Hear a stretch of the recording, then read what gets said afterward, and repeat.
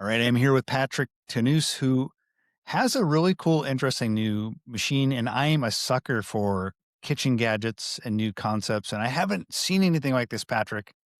I'll let you describe what it is, and then maybe we can even kind of do a visual walkthrough. But tell us what you made. Sure. By the patent's definition, we have created what we consider the first ever self-contained electronic boiling and straining system. Think your kettle that boil hot water with. You put on a little pad. You hit the button. It boils your hot water. Built in with a dispensing mechanism at the bottom, so you can actually cook with the hot water, the actual hot water boiler. So it started. The story's it's pretty cool organic story, Michael. I started a tea business when I was in college, senior in college, and right after that, me and like 7 dudes moved into a house in Wrigley. By the way, for those who are listening, if you watch a YouTube video, I'm showing a picture of your website, which has Patrick. This is the picture of it. So go ahead. Yeah, You're living with 7 dudes, and were you trying to figure out how to make dinner? yeah, and one of the dudes, so it was a two flat, four on the bottom, three on the top. And as I mentioned, I run a tea business, and we had a product for the tea business that dispenses like this. You put it over your cup, and it just dispenses. And one night, I came home late, and as anyone who started a business knows, it's pasta a lot. You got to eat as cheap as Yeah. possible. And so I was making pasta, and the pasta was done, and I couldn't find the colander. And of course, one of the dudes took it upstairs, and it was late night, so they locked their door, so I couldn't get up there. And I had this fresh pasta. I was ready to eat. And so I'm looking around, I'm like, how am I going to strain this? And sitting on the counter, I saw my tea brewer, right? And this is a little tea brewer. And so I immediately went to the tea brewer. I'm like, okay, that can help me strain my pasta. So I took the pasta, I dumped it in, just like that, put it in my tea brewer, and then I went over my bowl or over the sink, and I dispensed the liquid like that. And all of a sudden, I just had pasta left in my brewer, kind of like the ice cubes you see here that just stuck here. And I was able to plate my pasta from here. I just took my plate and plated it. And I was like, holy smokes, that was a pretty cool experience. And so for the next, I'd call it 3 to 6 months, I couldn't stop thinking about this darn idea and how the brewmaster, we call it a brewmaster for my tea company, it has this really unique bottom draining technology Yeah. that had never been applied to other appliances. And all it is it's a gravity feed where you push up, it pulls a trigger with a rubber valve, and it lets the water seep through. And you worked on this idea after you had this aha moment. Um, did you start with your tea machines and say, "Hey, how can I adapt this?" Was it were you kind of getting in like the garage? How are you building up the prototypes? I was just MacGyvering it. I took Yeah, some, what I'll call like a knife, and I put a paper clip so that when you would push this, the paper clip would pull this, yeah. and then it would start draining it. And then I showed a guy, in China. Um, and then I showed one other guy, a good friend of mine who's my partner on this. His name's Eddie Petruka, and he saw this and he's like, "Dude, this is genius! Like, what are you doing? Like, let's bring this to market." And so we would just meet at 7 a.m. We both worked out of River North in Chicago, Illinois. So we would meet before work at like 6, 7 a.m. at a Starbucks, talk through, hey, this is what we could do. This is what we could do here. None of us have product experience, if you will, or experience in developing patents or electronic products. Um, so that's kind of how we got started. And then we found some partners to help us develop the technology, and it was a long, grueling process. But And you we guys finally eventually got. filed for a patent. I have a picture of again. This is your website, but we have essentially what looks like a diagram. So for people who are listening, people who are watching could see this. Can you walk through what the system is with these different elements? Yeah, so essentially what you have is on the top left, it's your heating element. So that's the base right here, which you can set to a specific time or a specific temperature. To get nerdy, to break down the starches in pasta, it needs to be cooked at 180 degrees. Hmm. That's when the starches actually start breaking down. So it doesn't need to necessarily always be 212. But then different types of pasta will have different times, right? Whether it's a Yep. rotini, Yep. a spaghetti, a bow tie, and so you can change the timer based on that. Some people like it al dente. Some people like it more cooked, and so you can change the timer based on that as well. And so that'll keep that plugs right into the boiler, which you see here, to to determine how long it cooks for. Once it's done, you've got this valve that's located at the bottom. You can't really see the design of it because it's covered by these elements, but it's at the bottom. And all it is it's a valve, a ball valve that Yeah. when you push the button, it releases a plug, and that lets the water drain through the bottom. And then you've got the dual sieve, which is it basically just helps strain when the pasta is going through. That it's built into the bottom of the mechanism, so it's kind of like this one doesn't have it in here, but it would be almost like something like this, like a little Yep. Yep. A little just strainer. a screen. Yeah, Yep. just a screen. Put it at the bottom, and that ensures the pasta doesn't go through. And then you have the trigger to bring it all together. So you pull the trigger, and Yep. you do that, and then it all comes together just like that. Every Airbnb I've gone to lately, and then my kids who live in apartments have these little just water heating machines that are just kind of this kind of looks like that. Like maybe it's also like your tea, where you basically just sit it down on a little induction heating pad or whatever.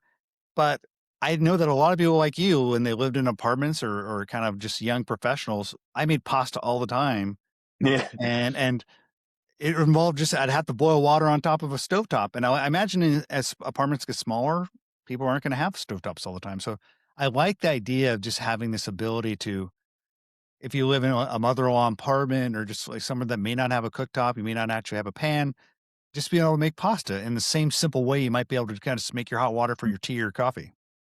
Yeah, and I think what I kind of felt during this process, Michael, was why was making pasta so hard and required so many pieces? You need a colander, you need a pot, you need just too many things, We have right? rice Where it's cookers like and rices and pasta are kinda similar, right? Like, they're these, like, then you baseline foundation need your hand warmers so you yeah, don't burn your hands. yeah, And then you obviously this alleviates the burn risk as well. So you're yeah. not potentially burning or pouring pasta out and getting the water from the pasta from boiling the water on you and burning yourself or burning other people. It also has a kid safety feature, right? Think about you can't leave your pasta cooking on the stove and just walk away for 10 minutes. If even a kid walks by, they'll put their hand in it, they'll burn it. But with this, you could put it on your countertop, and it's kid safe. So, you guys had this concept, you worked on the patent. I'd be interested to hear how long it took, but I also wanna hear how you're planning to go to market, but you were working at Starbucks. Can you give us an idea what year this was when you were getting together with your buddy, working on the concept to today? How long did this take? Oh, yeah, it was about 10 years in Oh, wow. total. Um, we s I didn't th Michael, I didn't really think we were gonna get the patent because it took about after we filed for it, it took about 3 years to actually get it. Now, keep in mind, COVID was kinda in the mix of all this, Sure, sure. um, but and then we kept it open for a couple of years just to add some different aspects to the patent to protect it. But yeah, it was about a ten-year period, from start to closing of the patent. And you have the patent in hand. It was issued 2025, 2026. It was issued the final, patent was issued 2023. Okay. So started So in 2013, got it in got it. So 2023, and 10 then years. 10 And that point, you probably said, well, let's make a business out of it. You already had your tea hardware business. Was that still going or was it? yeah, that's still going as we speak today. I think the way I would describe it is after 10 years, you just kinda, like, you lose your excitement. Yeah. After doing it, you're like, "Man, we've been and it's not cheap too, to file for a patent, to spend all that time, and when you do all that for 10 years and you don't see a dollar come out of it, uh, you wonder if you should spend more time doing it. Because 10 years of I wouldn't say you're working, you know, all day, 20, 40 hours a week for 10 years, but Yeah. it is a a sequential. You're expecting some wins on the way, and to not get anything for 10 years. Finally, we got the patent. I'll never forget the feeling when I saw that email, man. It was a I guess it's like getting accepted to Harvard Business School, maybe. Yeah. You see that email come through, and you're like, man, it happened. Tears come down. I called my partner. I said, dude, you won't believe what just came through my inbox. We have So, been granted a U.S. well, that's patent. amazing after 10 years. But just like you said, like it was 10 years. So you're tired. You're also running another business. So, and you wonder if you want to pour any more money into it. Are you planning to pour money into it to bring this to market, either through like a Kickstarter or like build it yourself, put it out at retail? What's the plan? We just brought on a chief growth officer, and she's going to be helping us bring it to market. She's come on as a partner. She's got some experience bringing products to market from what I'll call concept to making actual money from it. And so we brought her on. She's bringing extreme excitement around this product. She sees some big opportunities with it, and with her network and her experience, we believe it's a optimal next step, and it allows us to kind of focus what we're good on and let her lead the charge for us. And so at this point, we are going to be putting some more money into it uh, to hopefully bring it to market sooner than later. We're looking for a partner right now, and our chief growth officer is on the horn, talking to different people, seeing who we want to work with on this. So you're looking for capital and maybe a manufacturing partner to help you bring it to market. Yeah, I would say capital is dependent on who we partner with.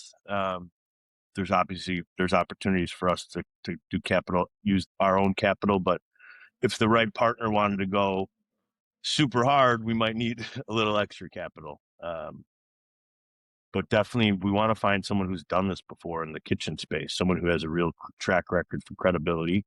We've had a lot of interest thus far, and so we're going through our list of partners that we're speaking to, and just trying to figure out who's going to be the right one to bring it to market. At the end of the day, it's all about trying to make something easier for the common American, right? That's why we created this. It's like, who can help us bring this and put this into their dorm or into their kitchen, or you know in And yep. Airbnbs, and Don't whoever can limit help us. yourself to just American. I would use this in other countries as well. Yeah, So, that too. but is there a That too. category? I mean, like I said, there is rice cookers out there. There are these instant hot water boilers. In your due diligence, is there anything out there that's essentially doing this concept of an easy, small footprint pasta maker like this? I haven't seen it. And while we were getting the patent, I think I had crazy anxiety. I would check probably once every month because I thought someone's gotta be doing this. Like, how has this not come out yet? And I never saw it. Well, yeah. I mean, it's sometimes one of those products you're like, you slap yourself on the forehead, like, why didn't I think of this? I feel like this is one of those things, right? So I would definitely have one of these. I'd give this to one of my kids who like make pasta all the time. So I feel like this is like the perfect thing for a young professional, someone who lives in an apartment. I even use it in my house. I have a cooktop, but I love pasta, so I can see using this as well. So I looking mean, forward to see where you take it. yeah. First, I'll shout out to my roommate who took the colander on that Yeah. night in 2013. And just like you, I think even today, trying to make pasta is a pain because I make a huge mess in the kitchen, and my wife doesn't always like that. And so I refrain from making pasta sometimes because of the mess that it creates. So yeah, I'm excited to see where it comes. Thank you so much for taking the time to learn about this, and for giving us an opportunity to share our invention. And if people want to find out more, Patrick, about your product, where can they go? InnovoConceptsLLC.com. Innovo is spelled INNOVO, conceptsllc.com.